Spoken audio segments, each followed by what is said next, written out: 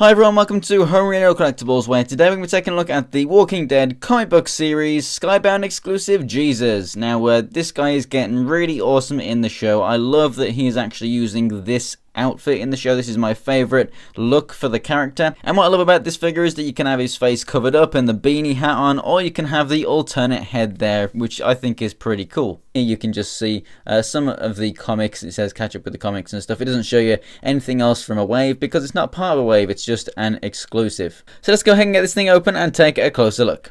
And here's Jesus out of the packaging. So let's go ahead and start off with the height. So he is about 5¼ inches tall, and this figure looks really interesting, especially if you're actually into the Walking Dead TV show. This thing, I mean, it just looks like not only has he walked straight out of the comics, but it just shows you just how right the show got it. I mean, this trench coat, it looks exactly like it does on the show too. So being a massive fan of the show myself, I'm really happy to essentially call this my TV show Jesus. So what accessories does he come with? Well, you could kind of class this trench coat as an accessory because it isn't attached to the arms here. You can slide it off. Yes, he is going to still have the arms of it connected though, obviously. But I mean, if you repainted them, you could make it look like it's just the arms to this inner jacket right here. You can see he's kind of wearing like 3 jackets.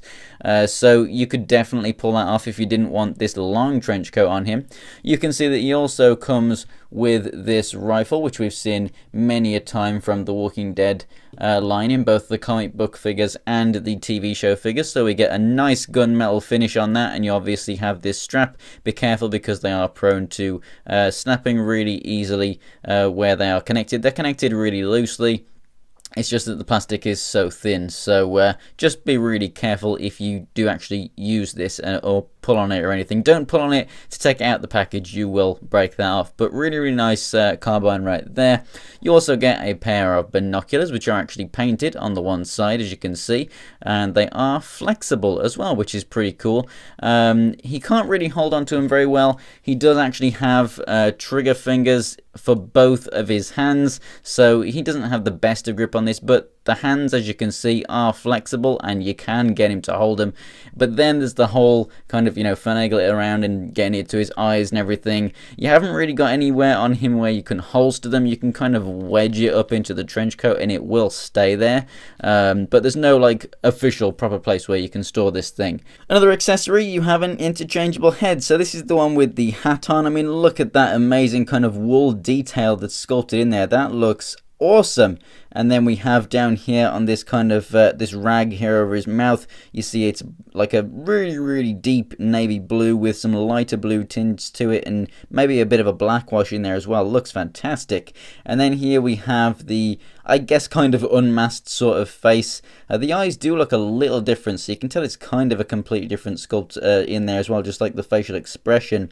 But this does look fantastic in of its own right, especially just seeing the hair, how it flows down sculpted, and you do actually get some blue in there as well. It is kind of flexible, so you do actually get a bit more movement out of it than what you would if it was a really thick hard plastic. For that unmasked head as well, you also get the bandana just around his neck down there, and it actually has a nice little bit where it's tied around the back too. This head does allow for a tiny little bit more articulation because you don't have this thing filling up the neck so much. Because it moves separately than the head, you can kind of wiggle it around a bit. It is on a ball joint, so it moves up and down a little, and then you get some left and right movement and side to side pivot. You get a tiny bit more with this head, but not all that much. The arms come out to the side and rotate all the way around. You've got the rotation and hinge at the elbow, and then you've got the rotation and the hinge there at the wrist, and that's the same for both. Down here at the waist, I think there is a waist swivel. There seems to be with all these Walking Dead figures, but a lot of them are quite stiff, and this one certainly doesn't want to move on mine. We have the better, newer style legs, whereby you've got the hinges that can come out and forward and back. The trench coat is quite flexible, so it doesn't really hinder articulation at all. You got a rotation at the knee and also the hinge there as well, but nothing down here at the feet. It is actually quite hard to get standing with these boots, as there is no articulation in the feet at all, and there's no peg holes at the bottom of the feet either, so once you get him standing, he looks fantastic, but he can be a little bit tricky at times, I've noticed, especially with the trench coat.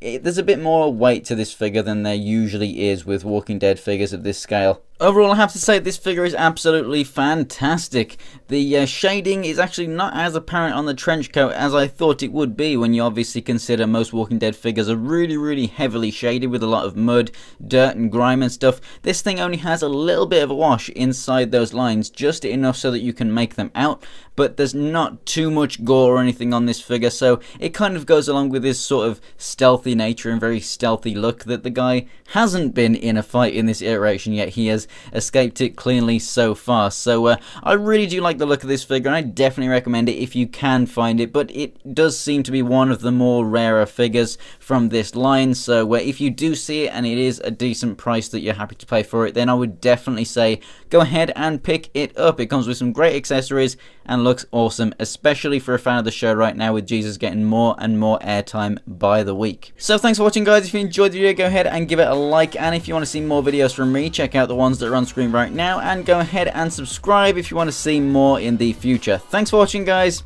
and I'll see you next time.